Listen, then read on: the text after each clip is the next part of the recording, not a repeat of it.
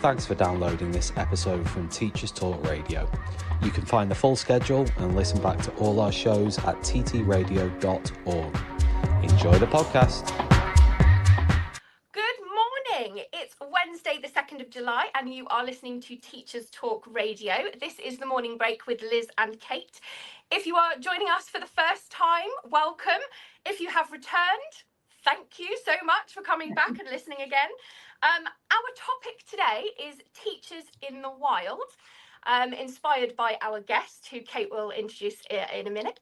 But Kate, have you ever been spotted in the wild? Liz, I think you know the answer to this story. I do. It's why I asked the question, to be perfectly honest. Because you keep reminding me of it.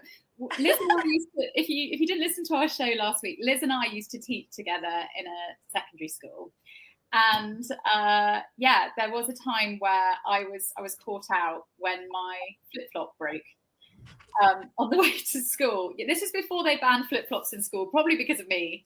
So I was walking to school. It's before I drove as well, happily in my flip-flops, and all the students were walking in, and my flip-flop broke, and I was so mortified, I just panicked, and I jumped into a bush, with my bare foot, and there was glass on the path, and I remember thinking, oh no, the kids can't see this, they'll think, why is that teacher hopping around? And so I started shouting to the students to help, and one of them, I know that doesn't make sense either because I didn't want them to see me, but I saw one I recognised essentially, so I called out to her. And I think I asked her to go to the staff room, didn't I, Liz? I can't remember. Yeah, we got a message at school saying, Miss Tully's in a bush, her flip-flops broken. Yeah, the whole staff room had that. It was the head announced it in briefing and talked about it that morning. And it's just one of my favourite stories, Kate. I just love it. The reason I did it was because I had a spare pair of shoes in my locker in the staff room at school. So she then retrieved said shoes, took them back to the bush, and I could walk in without asking someone for a piggyback. So in Kate's world, it made sense. But yeah, I still don't know what I was doing as a full-time teacher back then. I really don't. But there was teacher in the wild. You were wonderful. Okay, well, I now work and live in the same town, which I've never done before. And I feel very exposed a lot of the time. I feel like when I'm in the supermarket, whenever I'm in town with my son or whatever, I feel like I'm always potentially being spotted. And so I'm really paranoid. You know, my son is 5. If he has a bit of a meltdown, who's going to see that? Or, you know, what have I put in my basket? That might be a bit embarrassing or whatever. I'm just constantly paranoid about that. And it's really interesting because I think one of the things we said last week was, it's nice when you go on a school trip to be seen like a human, but then actually sometimes you're scared of being a human as well, and being seen to be a human. And it's a really weird dichotomy between those two things. You have to be professional and seen as that. It's weird, isn't it? However, someone who is a master at balancing those two things is our guest today. Kate, would you like to introduce Tim? I would love to introduce Tim. Our guest today is a writer, filmmaker and actor, originally from California, but for the last 19 years, he's called Cornwall home. He also happens to be a full-time teacher taking GCSE English, A-level film studies and functional skills. Over the course of his teaching career, Tim has taught both secondary school and FE and remains active outside the classroom as a thriving fixture on the UK independent film scene. His debut feature film, Nowhere, which he wrote and directed, played at film festivals internationally, garnering numerous awards, including winning Best Director at the Monaco International Film Festival. As an actor, Tim has appeared in TV shows like 24 and recently won Best Actor at IndieX Film Festival in LA for his role in the short film Down. Next on the slate, he stars in the upcoming feature film Pieces of Us, a film which he also wrote. And he is about to embark on an exciting chapter in his teaching career, which will see him temporarily relocate to Central America. Please welcome to the pod, Tim Seyfert. Hello. Hi. Thank you. Thanks for having me. You Thank are you for so coming. welcome. Thanks for being our first guest. Yeah. Yeah. It's my pleasure. This is, it's really nice to be here. So, Tim, actually, Liz, I think you wanted to ask. So since I've known Tim was coming on, I'm so bowled over by what you've done, and I'm just interested, with all of those additional things that you do, how on earth do you find time to teach in amongst all of that? It's incredible. I think it's just a matter of prioritizing what it is, the things that you want to do. I mean, for me, doing filmmaking and writing and acting might be time that others spent surfing or playing in the after school teachers football league or playing in a bar band or something. But it just so happens that my passion outside of the classroom is filmmaking. So I don't do it as often as I'd like, but when I do it, I'm very selective with the projects that I choose to engage with. And it's just a matter of, carving out a chunk of time to say, right, in March, I'm going to do this project. In May, I'm going to do this. And just making time for it, really. But Tim, you said about not surfing and things, but I'm pretty sure, as a friend of yours on Facebook, that your family is pretty active. Like, don't you go, I remember you, didn't you tell me you go running and collect green sea glass each time you run before you write? Or was that something? That's something that I put into one of my films, but I do all of those things. I don't necessarily think yoga. I always do. Yeah, with your family. It's so I run, but running's my sort of morning exercise. So I either start the day with a little run or some yoga. But that's just as teachers, we need an outlet. We need to keep that's more to just keep the head tight and keep our sanity. How did you get up to do that? You want a specific time? 5:45.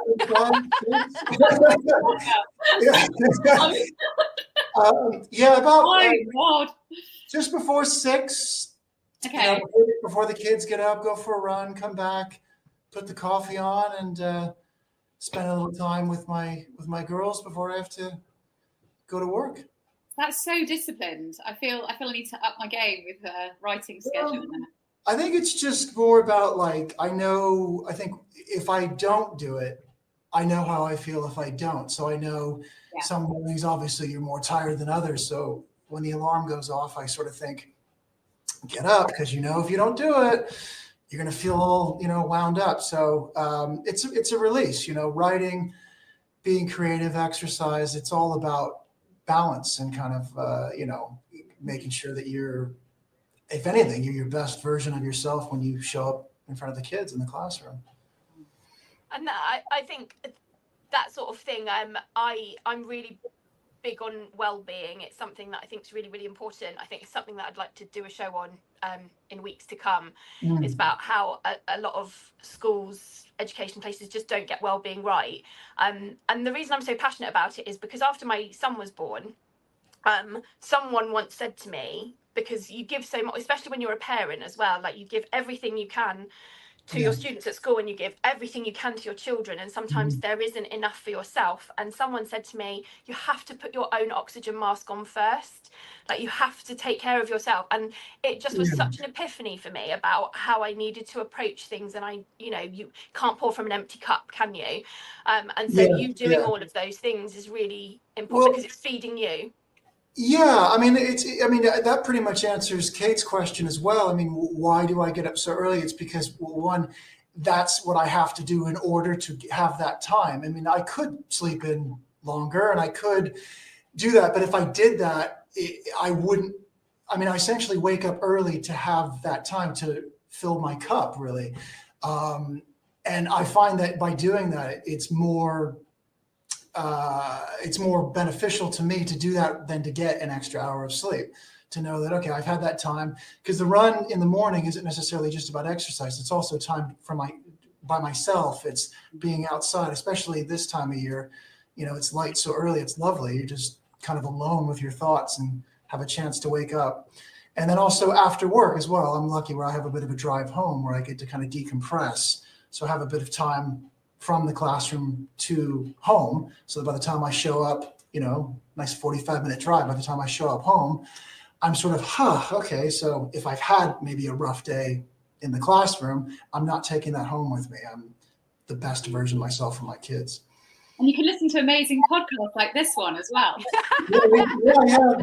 I'll have to start. Yeah, I do listen to podcasts, or sometimes you just want silence. Sometimes you just need nothing. That was going to be a question I was going to ask. I was going to say, in your car ride home, do you have silence, or do you listen to music? Or so you've just answered that, because when I used to work in the place that Kate and I used to work together, I had a 45-minute commute. And I listened to the whole of the Harry Potter audiobook. It took me 7 months to and from, but it was brilliant. And it was something I looked forward to. It made that commute not so stressful as well, because I was like, oh, I'm going to do that on my journey, and that was and I did enjoy that.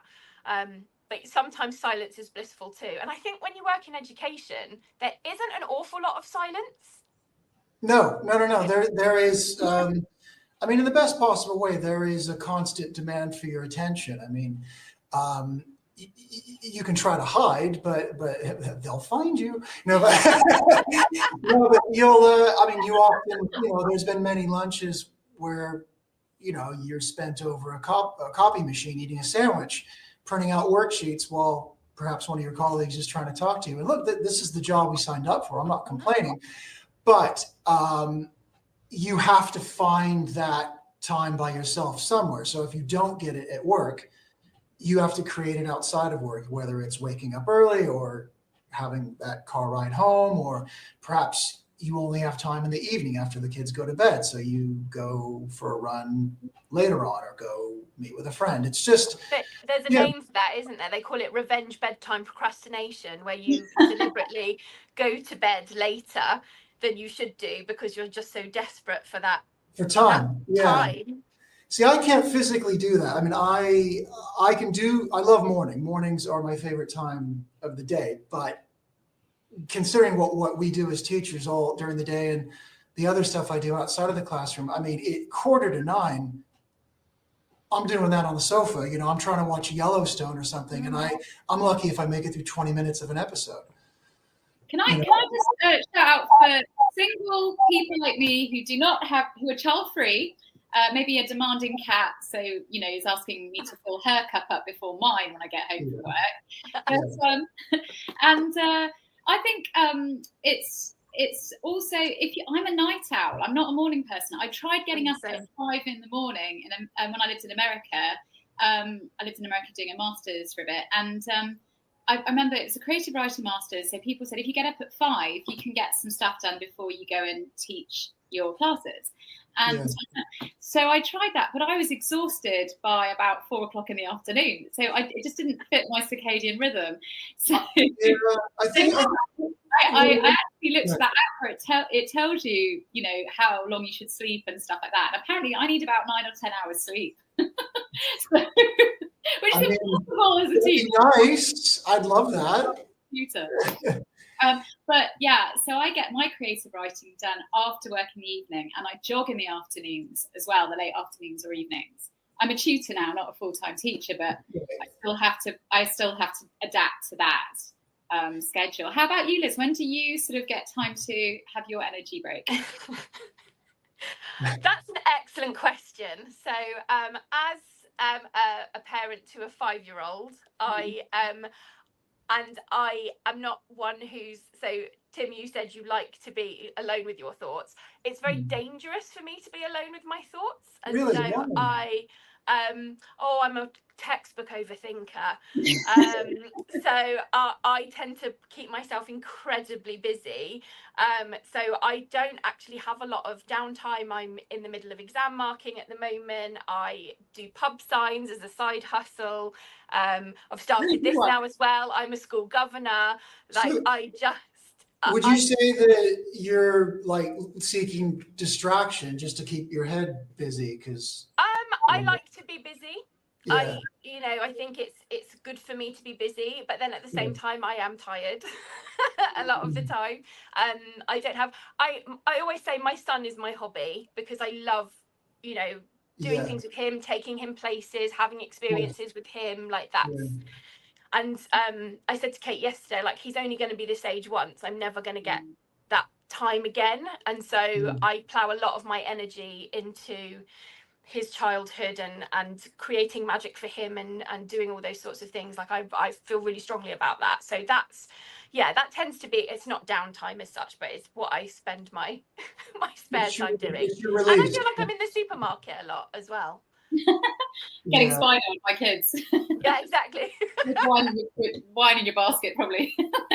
Yeah, I mean, kids are, I mean, they're amazing. They're, to me, it's like, I look forward to going home to them every day and hearing about their day and watching them just discover the world and just some of the things they say. You're like, oh my God, I can't, like the questions they ask. It's just, to me, it's like, I'm lucky because no matter what kind of day I have at work, the moment one of my daughters just goes, Daddy, and says one of her random things to me, it's like, okay, all that stuff that I just went through, it's gone. Like it's just, it's instant medicine, and it's lovely. So I know what you're saying. I wish I could say I did, but I just get clawed. Yeah. Its own appeal. Yeah. We have a cat too, and he sees me as the feeder. The cat will feed one person. I mean, you say you live by yourself, Kate. Yeah. So obviously there's no other person to look to, but out of the four of us in the house, I'm the feeder. So apparently he's fine as soon as he hears my key in the door, and he's a grumpy old middle-aged cat. And I'm like, he goes berserk. And I'm just like, was he doing this 10 seconds ago? My wife says, no, just when you come home. And he goes psycho until I dump his food in his bowl, and then. So I'm the feeder, so I get the cat as well. You should write a film called The Feeder.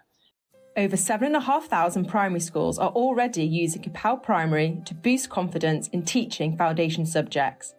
Our expert-created curriculum planning, lessons and CPD are here to support and upskill you, whether you're a subject lead or classroom teacher. If you've got knowledge gaps in art, music, computing or beyond, we've got you covered. Head to capelprimary.com and empower your teaching today. Need a smarter way to teach? Wish your lessons had more impact? Eduflix.com. Stream educational films for teachers and students in or out of the classroom.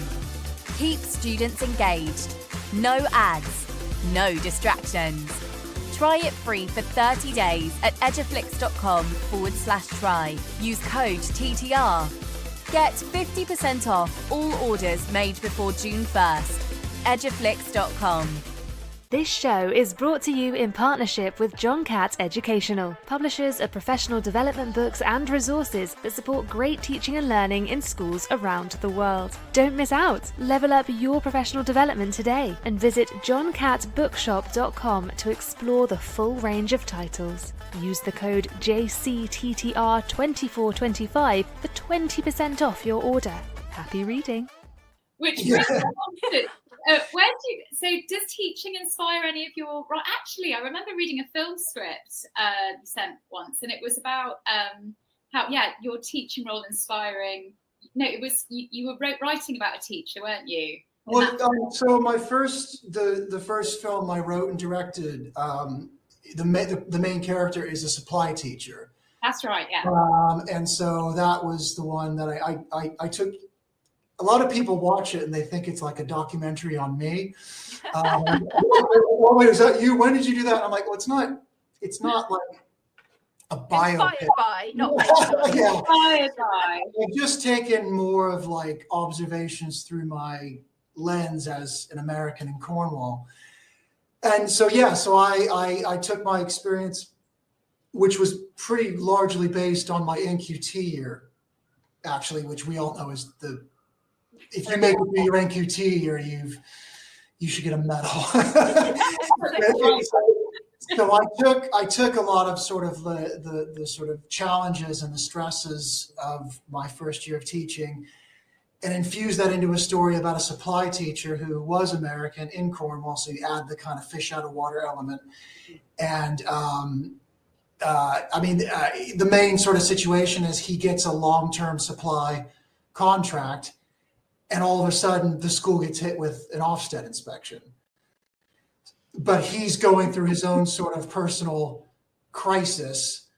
So the kind of inspection is almost secondary to his sort of existential stuff, which doesn't quite bode well with his superiors and whatnot. They're going to love it. Yeah, so that's sort of the story behind that. Did you in America, do they have an equivalent of Ofsted? Is there? Yeah.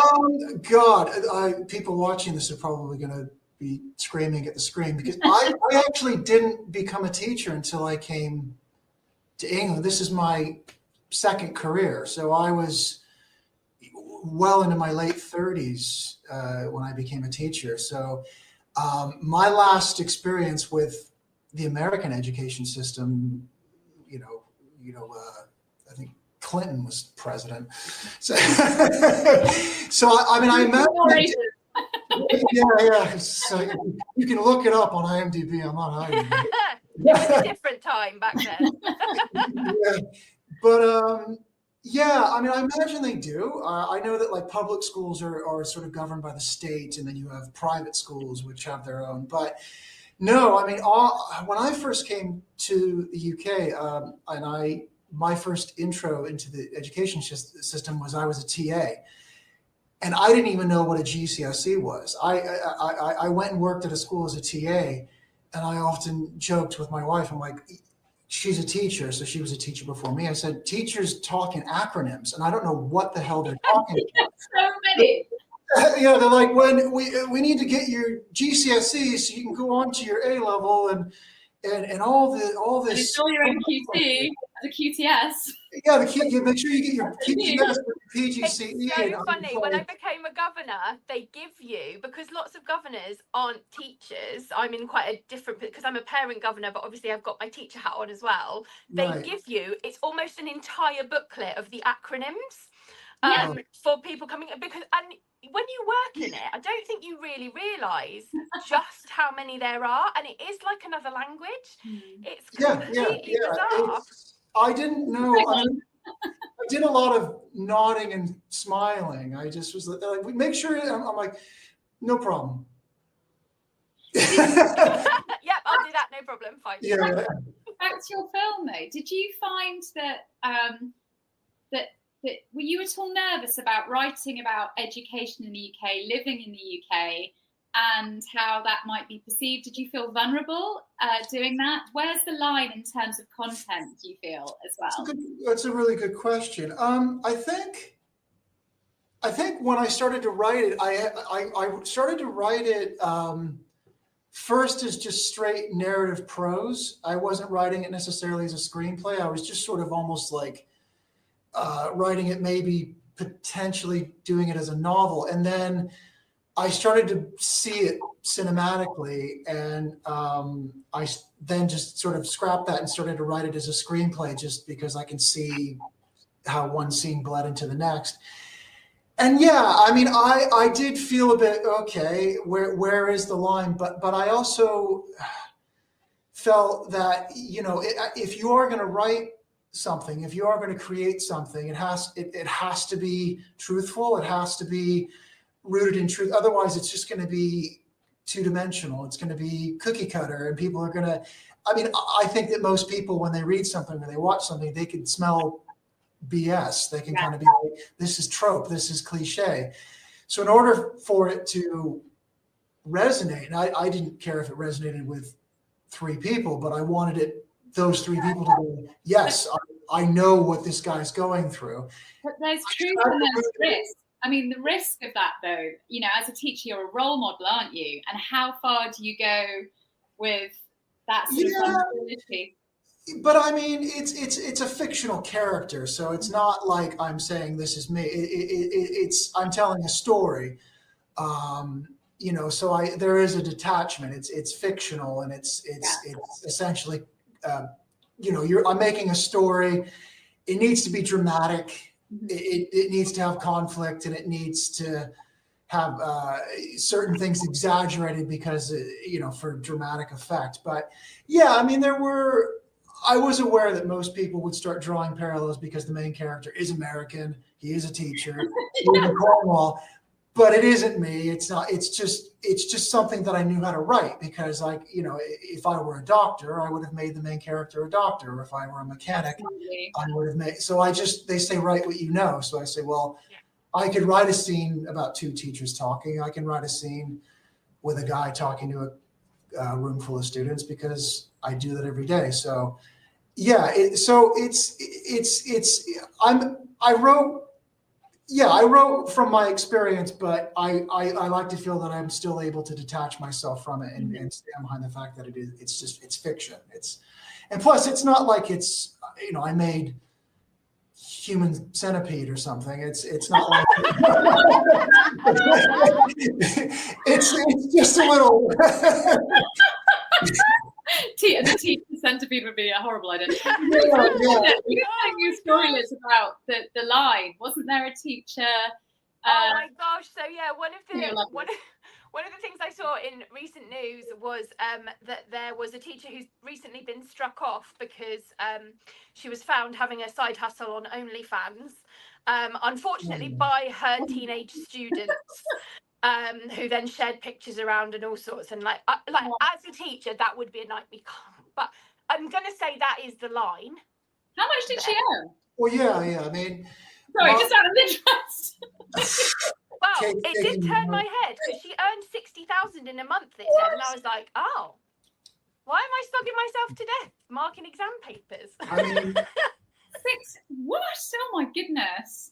My story so much tends to be more about like grief and overcoming loss. So even though the characters are teachers, they're sort of dealing with universal themes. So a lot of my stuff is about like relationships or about dealing with loss, repressed grief. So I'll quite happily stand by those stories because I think that they're useful to some people. Yeah. Yeah. It's important. You've got messages you want to get out there as well, you know.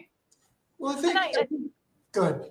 Oh no, I was just going to say I think education as a sort of almost a setting for telling stories is quite universal in itself, isn't it? Because even if you haven't been a teacher, you've been to school, you know, you've got people coming from all sorts of different environments who are experiencing things. And, you know, when you think about a classroom and all the different home lives those young people are coming from and what they're experiencing and what they know. And I think particularly in Britain, where we're a very multicultural society, you know, people have got stories everywhere. And I think having education as a setting for art, it makes it almost more open to a lot of people. I think that's why Adolescence as a series was quite powerful, because it was so heavily based in young people in school and what was going on there. So I think it's, you know, obviously, like you say, you're writing what you know, but also it does enable you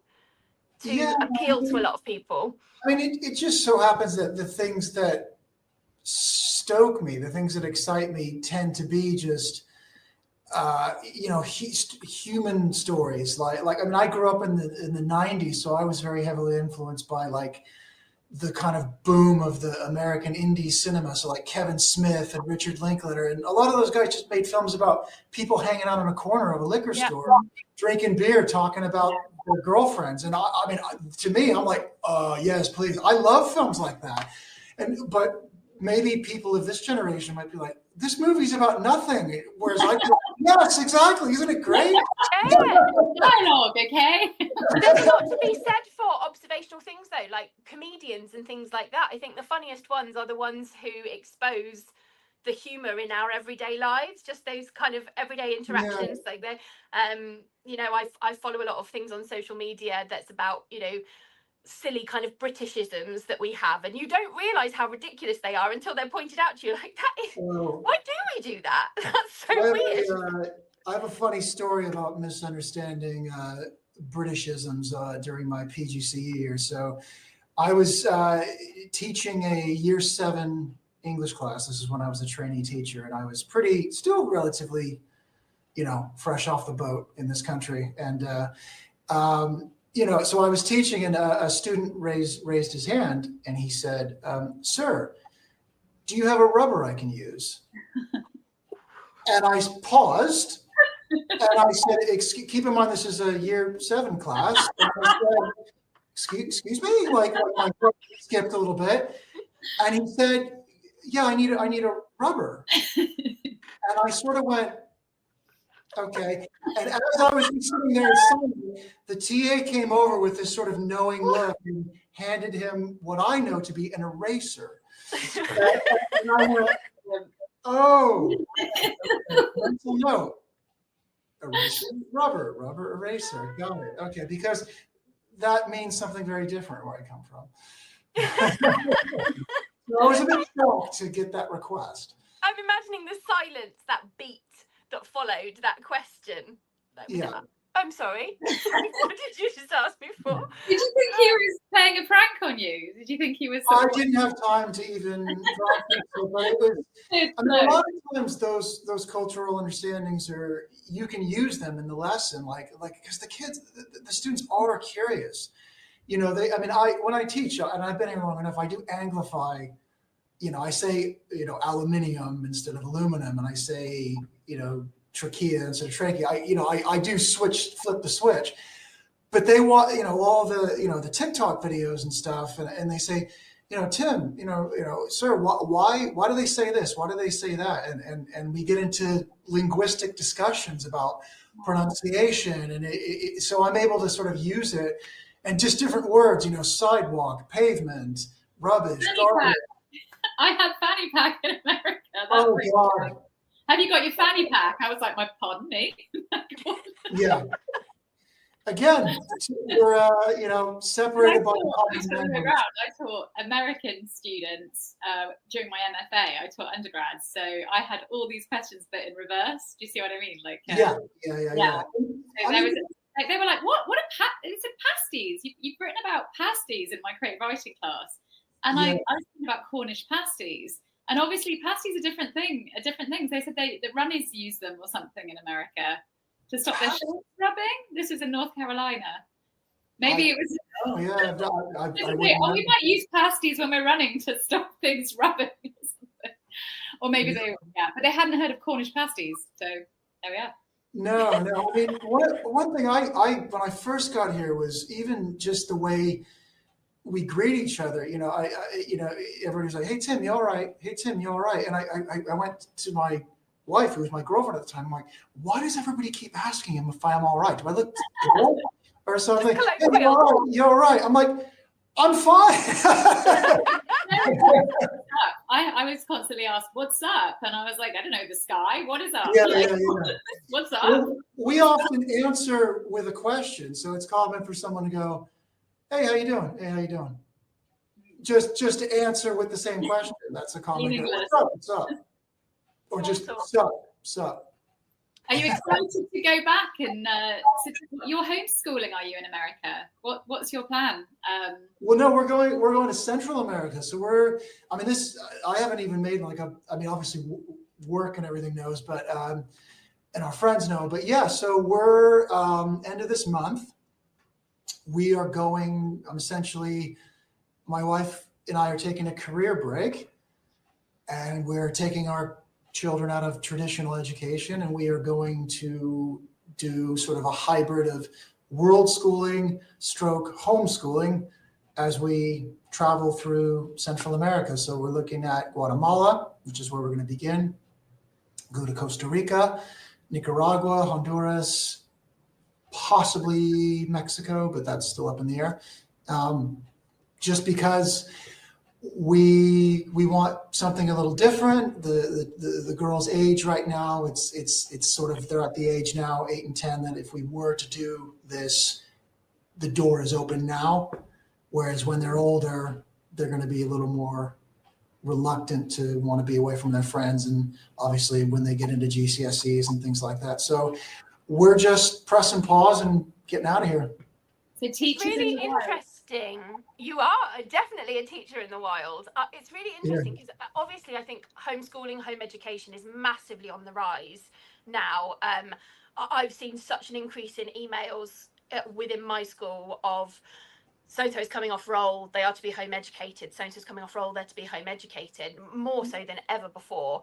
And I think obviously because you both work in education, you've taken this decision, and you know, it does sound like an incredible experience. We said about it in our last broadcast. We talked about life outside the classroom, and there's so much to be learned outside the classroom, as you know. And with you both being teachers, you can kind of still keep that formal education ticking over as well in the background. So what an experience. I do admire you greatly for doing it. Yeah, there's definitely a nice cocktail of excitement and nerves going right now, but we feel that this is the right thing to do. I mean, we've been talking about it for a long time. I think I can probably even go back to like lockdown, you know, when we first started looking into doing something like this. But I think it's one of those things where it's not as crazy as it sounds. And I think, we've been saving and planning for it, and we're excited. I mean, we want the girls to obviously see the world, develop language skills, just kind of develop a little bit of, you know, confidence, but also really it's just about spending unhurried time together as a family, kind of on our terms, and being able to just be a foursome and carve out our own itinerary, because we have no firm itinerary. We have no set schedule. We actually don't have anything beyond a month actually planned. But that's the idea. It's just to kind of go, okay, well, we're doing this hub here, and then we're going to then go on to this one, and the focus for the next one will be this skill. And then, so it's, I mean, literally this month, hasta luego. That's so exciting. That is so incredibly exciting. Kate, I am going to just ask you just to pause things for a minute, and can you talk about our sponsors? I was just getting it ready. So here we are. This show is brought to you in partnership with John Catt Educational, publishers of professional development books and resources that support great teaching and learning in schools around the world. Level up your professional development today and visit johncattbookshop.com to explore the full range of titles. Use the code JCTTR2425 for 20% off your order. And if you're looking for another great educational podcast, check out Chalk and Talk with Anna Stoke. Anna is a passionate advocate for evidence-based math education for students of all ages. On her podcast, she talks about everything from effective teaching methods and how-to guides for teaching math facts to tips for evaluating research shows claims. Anna brings on top-notch guests, educators, researchers, and policymakers, and discusses issues that directly impact teachers and students. Chalk and Talk is for anyone interested in education. Find it wherever you get your podcasts. And have you subscribed to our weekly newsletter yet? It's called Soundbites and Insights, and it's delivered to 10,000 educators every week. It contains a curated selection of 4 standout TTR shows. We made the last one, very proud, from the week, including exclusive discounts, exclusive offers from our sponsors. Sign up on our website at ttradio.org/newsletter. Right, okay. Kate, you do interesting things outside of teaching as well, don't you? Your extra work, I mean, Doc Martin and all sorts you've done, haven't you? Well, that was accidental because, in a way, when I came down to Cornwall, I was a supply teacher, and I saw an advert on a popular social media site just saying, would I like to be, it just said, who wants to be in Poldark? And I've never been in Poldark, but I applied to that one. And a year later, randomly got a message at 7 a.m. from a lady that runs an extras agency here. And so I started being an extra. But I was actually inspired by Tim as well, because I was working in a sixth form college with Tim. and he told me that he did extra work, and I was so impressed. And you were on Poldark as an extra, weren't you, Tim? I was also in Poldark. I'm one of the... That inspired me, and so that's my side hustle now. So being an extra is a great summer side hustle for teachers and tutors, I feel. Did you say you were a regular on Poldark? No, I was a red coat soldier. Oh, a red coat. Weirdly enough, I was dressed as a red coat on the 4th of July, and I sent a selfie to my dad, and he nearly burst into tears. No, not exactly. No, but it was like Kate said, it was just something that, like, because it was filmed locally, they were just looking for local people, and it sounded like a laugh, and it was you want to be an extra, and so it was like, okay, you're going to be townspeople, you're going to be this, and they were okay, you're a redcoat. I go, okay, and so you get the musket and the ponytail wig and everything, and it was so fun. When you first told me, I remember we're in the college, and I remember thinking that is so cool and so brave to be part of a story being made in process, and being part of the storytelling process as a film extra, as opposed to, because we love books, we're passionate about, all of us, aren't we? We're passionate about books and storytelling and film. So to be part of a film being made, I just thought it's the coolest thing ever. And Liz, I have been an extra in Tim's films, actually. I've paid extra in Tim's films through the same agency since then, which was even cooler to be in your colleague's film. Don't sell yourself short, Kate. You had a proper part in one of them. On the bus. Of course, with Kev on the bus. Yeah, that was also very cool. Good part. But I mean, extra work is great because, I write and do this stuff, but like I think sometimes, like, being an extra, especially when it's like a local production, it's a great way to just watch. Like, it's just, if something's just being filmed down the road, I'll be like, yeah, I'll go be an extra just for the opportunity to just sit and eavesdrop and watch and see all the moving parts. It's a learning opportunity. It's not like it's extra. No, I mean, go do it, because you get the best thing in the house. You just sit back, you don't really interact with anybody, and you just go, okay, what's the camera department doing? Oh, okay. Oh, the director's talking to the main actor. That's cool. Okay, and you just sort of get to be a bit of a fly on the wall. So behind the scenes.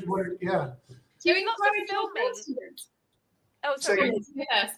We're both so excited to ask you questions. You go first. No, I was just thought there's a lot of filming that happens around our area, because we're really near Bourne Woods, and there's so many things that are filmed over at Bourne Woods. But they're constantly, because there's filming going on, because you get those little pink. The pink arrows. They're pointing, and you're like, "Woo, what's that for?" Yeah. And they use a lot of our area. I came home from work once, and it was, oh my gosh, I had such a long day, and I used to live in flats, and I came home from work and checked my post box. I lived on the 5th floor, and our post box was behind like a glass door that looked out onto our courtyard, and I thought I was going mad, but there were huge lights, and there was like a call it a dolly like track where the camera went, and I was like, what is going on out there? So like, couldn't put my face up to the glass going, what on earth? Hadn't had any notification about it or anything. Thought, okay, whatever. There was a taxi in the courtyard and everything. Went upstairs, went onto my balcony to have a proper nose and see what was going on, and it was Nick Frost was filming a bit of Cuban Fury in it. Oh, wow. My flat is in Cuban Fury for like half a second. Awesome. And they were there all evening just filming this bit where he gets out of a taxi. That was it. Yeah, and they were there the entire time, just getting shot after shot after shot after shot. And obviously we all stood on our balconies watching, because it was fascinating to watch the entire process. So I can imagine being an extra where actually you probably see a lot more than just one bit of a story being told. Well, the thing a lot of people don't understand, whatever your role on the set is, and Kate can attest to this, is that there is a lot of downtime on a set. There is a lot of, I would say most of your day is just waiting, unless you're the director or one of the producers or so, then you're running around like a Tasmanian devil. But if you are an extra or maybe even a member of the cast or something, there is a lot of, like, because you have to wait for things to get set, depending on the logistics of the film. But there is an awful lot of waiting around. I mean, I've been on sets as an actor where you're on set for 10 hours and you sort of go, I think I've only actually worked probably about 15 minutes today. And I've been here since 5 o'clock in the morning. I had a day where I was on Mallory Towers and I was fully dressed up as a teacher, and I had the victory curls, all the makeup, everything. One day I ended up playing lacrosse with one of the main characters, which was really exciting and really fun. But then another day I was literally dressed up like that all day in the heat, and not used at all. But it was great because you can chat to other extras, you can, read a book, you can play cards, and there's always food and drink and coffee and tea. So I love it. I love the adventure of it. Going off. I think it's quite a good gig for teachers. Definitely. Yeah, absolutely. Yeah. I mean, it's just a learning thing. Like I said, it's just, you get the best seat in the house. You get to sit, you get to watch, you get to see how the sausage is made, as they say. You get to basically see how they put it together.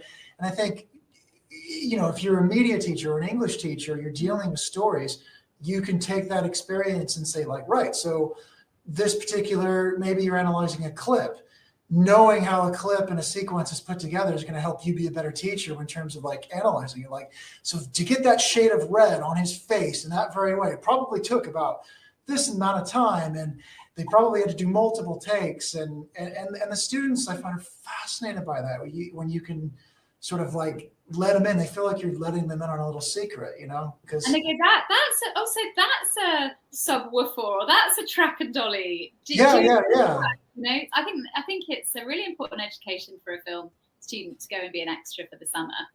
Yeah, students, teachers, and I think, like you say, I'm sure you both do as well, I use real life examples in the classroom all the time. I think it's so important when you're trying to make something understandable. And I think as an English teacher, like, certainly that lends itself better to it than anything else, because I'll often say, I make a lot of Friends references, actually. I'm just like, that episode of Friends where that happens? Now, because I've done that and they've gone, what's that? Oh God, don't tell me. I've had a harsh realization that my references are so outdated. I think when I was teaching, I made, like, in the same week, a reference to David Lee Roth, Burt Reynolds, and Kenny Rogers. And you want to talk about tumbleweeds? You want to talk about just dead silence? I'm like, Kenny Rogers, right? You got to know when to hold him. It's just nothing. I'm beginning to get that stuff I really didn't think was that old school. Have you got that, Liz? Yeah, I had a really funny experience. Like, I know which kids I'm going to get along with by, like, their popular culture references and the things they make. So there was a kid a few years ago who went, Miss, you've got to watch this new thing. It's called 40 Towers. Have you seen it? I may have heard of it. I'm like, might have seen it a time or two. It's great, isn't it? Yeah. So, hey, sir, have you seen this really old movie called Alien? It's that's my favorite movie. I may have heard of it. Yeah. It was quite big when I was younger.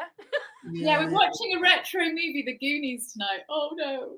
Well, even showing the Baz Luhrmann Romeo and Juliet now, like, they're like, when was this made, Miss? And you say it was 1996. I'm like, oh, that's well old. I'm like, okay, shh. Yeah, don't get me started on the Zeffirelli version. I'll be like, that was Oh, Luhrmann just totally eclipsed that one, though. Yeah. It's a very accessible text, though. I mean, it still holds up because I think it's just the way it's shot. It's very fast-paced. It's got track, and I still think it's a good text to use for that. Yeah. I love Tybalt in that film. Oh, that's John Leguizamo, isn't it? Yeah. Yeah, peace. I hate the word. Yeah. We're using it at the moment. I'm teaching Romeo and Juliet at the moment, and they're just so bought into it. They absolutely love the story, because we're talking about it according to Blame. So we've done the whole thing according to Blame, and they just, the way that it's shifting, and they're looking at the nuances of that, and it's really, really, and they're so desperate to watch, because I only use clips. They're so desperate to watch the whole thing. I'm like, and we've got to finish it first. Let us finish it. Let us know it. Then you can watch it. They always go nuts because when we do the text, I then say, oh, and by the way, this all took place over 3 days. Yeah. Yeah. And they're like, what? I'm like, yeah, they met, they married, they died. Everybody fight. Yeah, 3 days. It's basically a hell of a weekend. And at the beginning of the first day, Romeo was in love with somebody else. Yeah. And then forget Rosaline. Rosaline who? Yeah, exactly. Married Juliet by the next day, whatever. Oh my gosh. Yeah, I think we're lucky with the subject that we teach that it's easy. Oh, I mean, it's really difficult to know, isn't it? I suppose history, geography will probably lend themselves to that as well, kind of real life examples, or in the news or things like that. You can make those real life examples. Well, the slave, I think they use, don't they, in history and things like that. Yeah, it is. It's really good. So children can go on to film sets as extras too, can they? As well, so students can have that. But not in school time, kids, if you're listening. No. Summer holiday. Well, not teachers either. We can't get time off for it. That was going back to your first question. It's like you have to be selective. So it's like it's we're talking about like a short film that we film on the weekends or during term breaks. We are blessed with having generous summers, and I've been lucky with the 2 sort of feature films that I wrote. The people who I've produced it with were accommodating, saying, when's your summer break? And I say, well, it's July. Great. We're filming in July. So it's just about, like I said, like people see they might see the work and be like, when the heck did you do that? I'm like, summer. Because I didn't have a choice. I had to do it in the summer. Or one of the weeks in Easter break. Or that was just a short film that we filmed on several weekends, even though the whole thing takes place in 24 hours. That was 3 different Saturdays. Kate, you saw Down. Down was filmed over a year in various stages, even though it's a film that's set in 24 hours. It took a whole year at various, because it was about people's availability. And I just wanted to tell Liz, because I haven't told Liz about. Do you remember the scene where we had to jump on a bus? It was a real bus. Go ahead. Yeah. I couldn't remember. So Tim asked if my friend, another extra friend, Kev, and I could be on a bus scene, in a scene with a bus. And didn't we just go and get a real bus, and we had all the filming kit and the paraphernalia? And I was thinking, I don't think we should take that weapon with us on the bus, even if it's a prop. No. We were waiting for the bus. But we had to actually wait for the schedule. Yeah, and we were like, it should be here now. It should be here. There was no bus. There was no bus. Minutes. No bus. 15 minutes passed, and we're like, okay, well, back to the drawing board. As we're walking away, the bus is like, yeah. We're like, go. We're sprinting onto the bus. And then we had to run for a bus with all the kit, and it was so much fun. It was like being a kid. It was like being in the Goonies. Like, talk about teaching the world. Running down the street with all the film kit, jumping on the bus. It was amazing. Low budget filmmaking, it's the best. Low budget filmmaking at its finest. Yeah, one of my favorite days. Over 7,500 primary schools are already using Capel Primary to boost confidence in teaching foundation subjects. Our expert-created curriculum planning, lessons and CPD are here to support and upskill you, whether you're a subject lead or classroom teacher. If you've got knowledge gaps in art, music, computing or beyond, we've got you covered. Head to capelprimary.com and empower your teaching today. Need a smarter way to teach?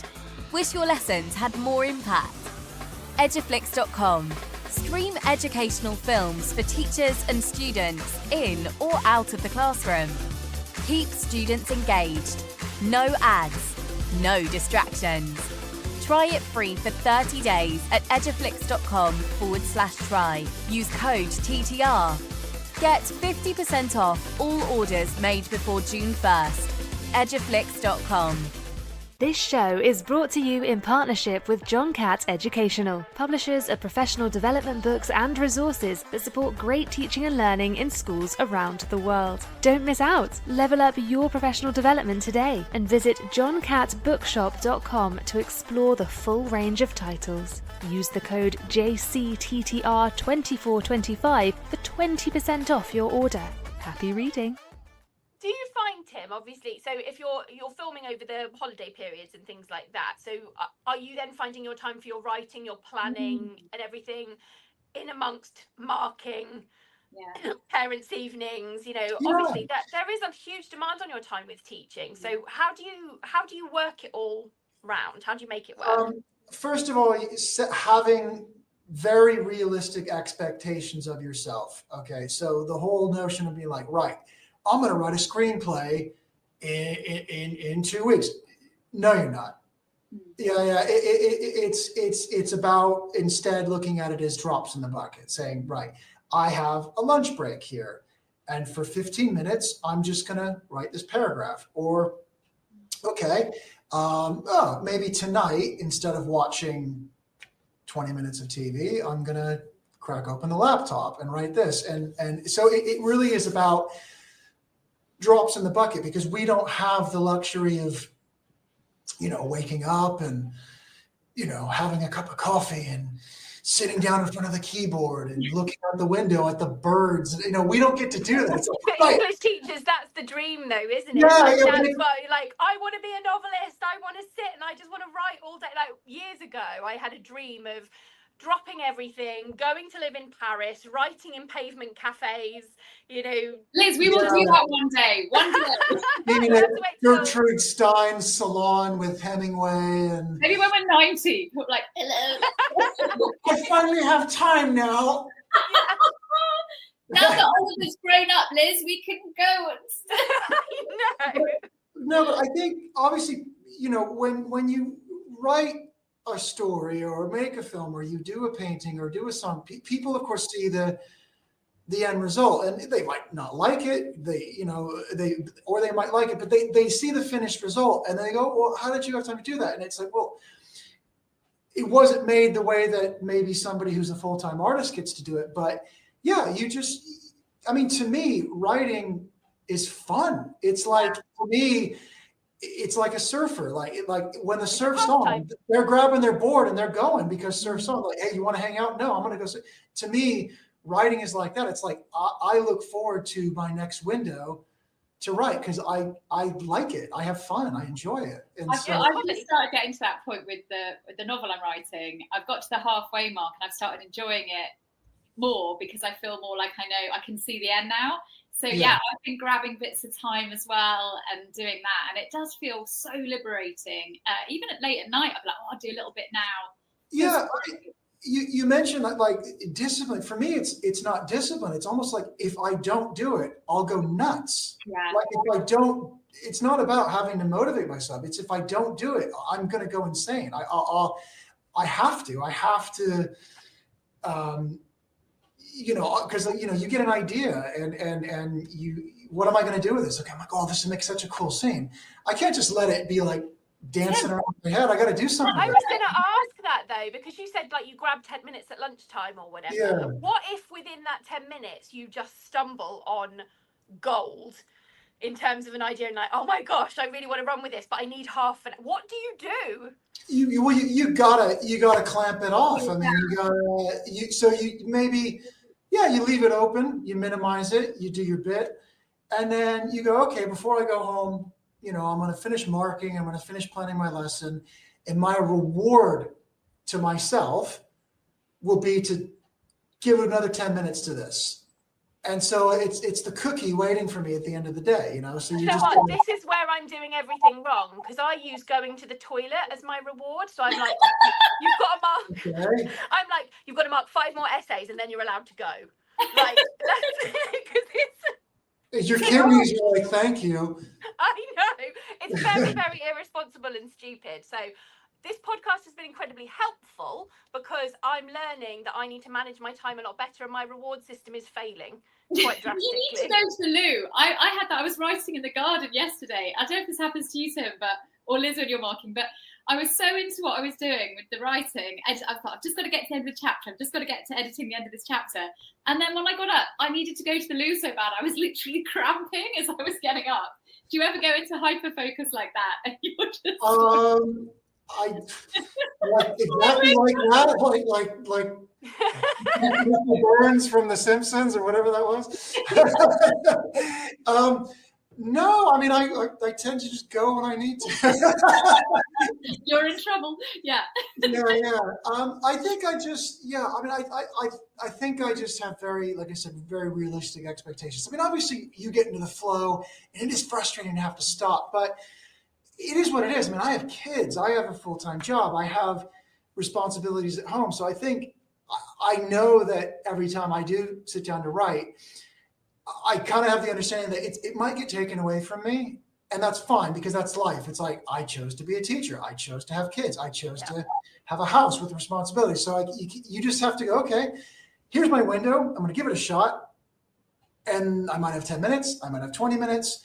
I might have the odd weekend day where I'll get to actually sit down for a half hour. One thing I was blessed with was I got a writing commission, and my wife was generous enough to say, right, okay, they went to my in-laws for a couple of days. And because it was a commission, I got to actually sit down and have some time carved out to work.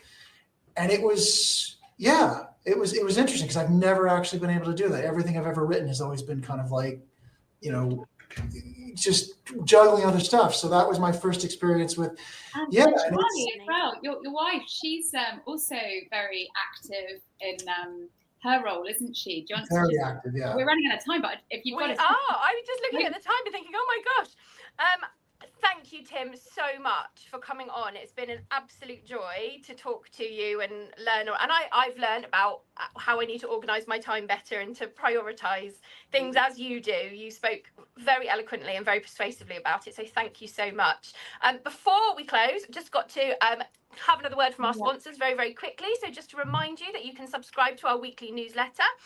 It's called Soundbites and Insights. It's delivered to 10,000 educators a week, and it contains a curated selection of 4 standout TTR shows from the week, exclusive discounts and exclusive offers from our sponsors. Sign up on the website at ttradio.org/newsletter. And this show is brought to you in partnership with John Catt Educational, publishers of professional development books and resources that support great teaching and learning in schools around the world. Level up your professional development today and visit johncattbookshop.com to explore the full range of titles, and use code JCTTR2425 for 20% off your order. Thank you so much. I've thoroughly enjoyed the last hour. Me too. Thank you so much for having me. We'd love to come back. And talking of Charlie, Charlie's doing so much as well. So that's you can have a whole episode with her. She has quite a lot to say. Or you can both come on together. Marvelous. Thank you for having me, guys. I had a lot of fun. Thank you so much. Thanks, everyone. We'll see you in a couple of weeks. You've been listening to Teachers Talk Radio. Tune in live and listen back at ttradio.org. We look forward to hearing from you next time on Teachers Talk Radio.